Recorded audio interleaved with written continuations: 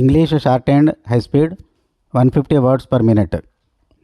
Book code GPB-1 of National Shorthand School, Vizag.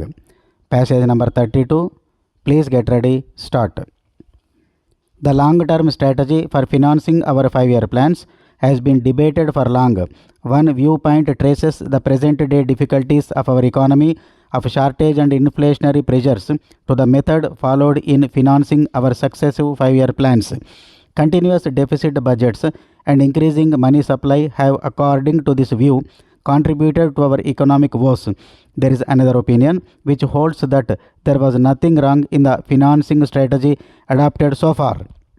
In fact, even now, it is suggested that to improve the working of our economy, to overcome the difficulties created by the drought and to ensure healthy development and working of the economy, the method of financing followed in the past is not only necessary but should be followed vigorously. In other words, a cheap money policy, a low interest rate policy is needed even in the long run. Hence, the objective is to find out whether such a policy is appropriate in view of the prevailing conditions in the economy.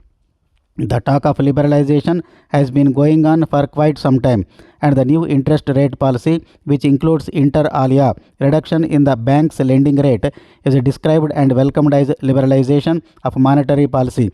The changes in interest rates can be regarded as the first step in internal liberalization to boost our sagging economy. This first step can be the beginning of a new dawn. However, the word liberalization is a misnomer and should not be associated with a reduction in interest rate. It is true that businessman now gets a long-term loan at 1% less than before, but this is not liberalization. Liberalization actually implies reducing government controls and allowing market forces to play a greater role in determining the price and thereby the functioning of the economy.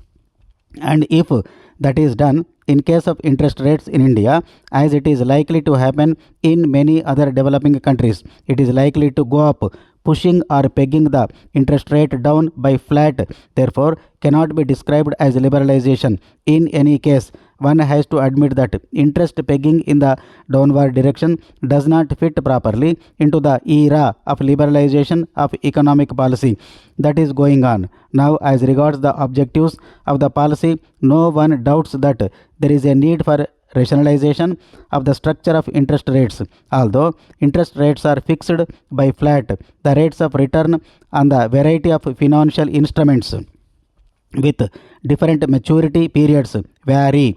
It therefore calls for a nationalization of the structure of interest rates.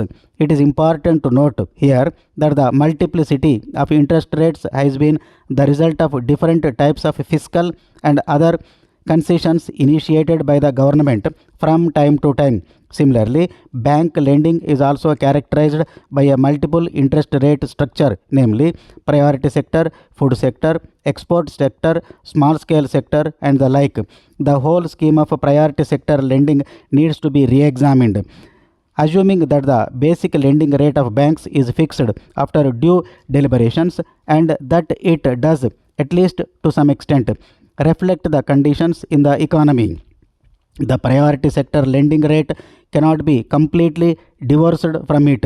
It is true that this business of priority sector lending is only one aspect of the broader policy followed by the government. It is also true that economic consideration is not the only or the final factor in government policy making, but the point to be stressed here is that economic realities cannot be lost sight of. Though it is not easy to recommend the ideal priority sector lending rate, it is worthwhile finding out whether the country can afford to lend scarce and valuable resources at 4% interest rate when the basic lending rate is more than 10 or 12%. Therefore, it is necessary to rationalize lending rates too. A peculiar idea which appears to be developing recently, despite the requirement of the economy to the country, is that the commercial banks should deal in short-term deposits and short-term lending. There was a time when this very tendency was deplored, and it was recommended that Indian commercial banks should avoid following the footsteps of their British counterparts. They were particularly, after nationalization, expected to play an active rather than a passive role in industrial development. At the time of nationalization, the difference between the short-term and long-term interest rates was narrow. Demand deposits were proportionately more in total deposits, but since then the proportion of long-term deposits has been steadily increasing and is more pronounced.